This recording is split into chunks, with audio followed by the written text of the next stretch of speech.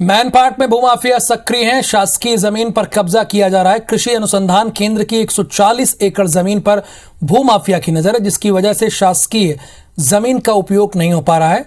क्या है पूरा मामला, आपको एक रिपोर्ट में दिखाते हैं।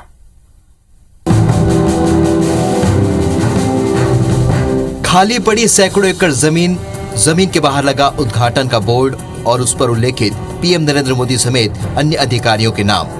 बोर्ड देखकर ये समझा जा सकता है कि ये जगह कृषि विज्ञान केंद्र को आवंटित की गई होगी और कृषि विज्ञान केंद्र यहाँ अपना कार्य कर रहा होगा, लेकिन ऐसा नहीं है। ये जगह कृषि अनुसंधान केंद्र को आवंटित तो जरूर हुई, मगर यहाँ विभाग काबिज नहीं हो सका, क्योंकि यहाँ भूमाफिया ने इसी जमीन का फर्जी वन अधिकार पट्टा बनवा लिया।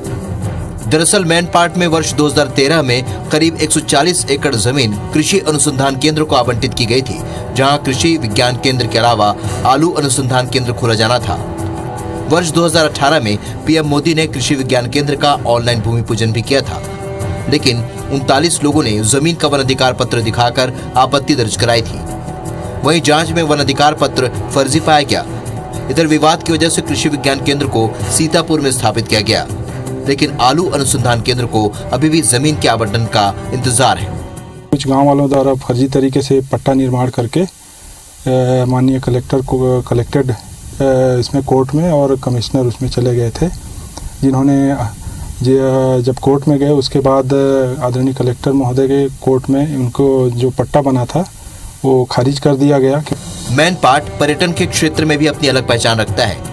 ये वजह है कि यहाँ जमीन पर फर्जी पट्टे से लेकर जमीन पर अवैध कब्जे का खेल सालों से खेला जा रहा है। जब IBC 24 ने वन अधिकार जिला स्तर जांच कमेटी के सचिव JR नागवंशी से मामले की जानकारी ली, तो उन्होंने कहा कि जिन लोगों ने वन अधिकार पत्र के जरिए दावा किया था, उनके वन अधिकार पत्र निरस्त कर दिए गए हैं और अब जमीन के आवंटन की प्रक्रिया न्यायालय में विचाराधीन है, जिसके फैसले के बाद आगे की कार्रवाई की जाएगी।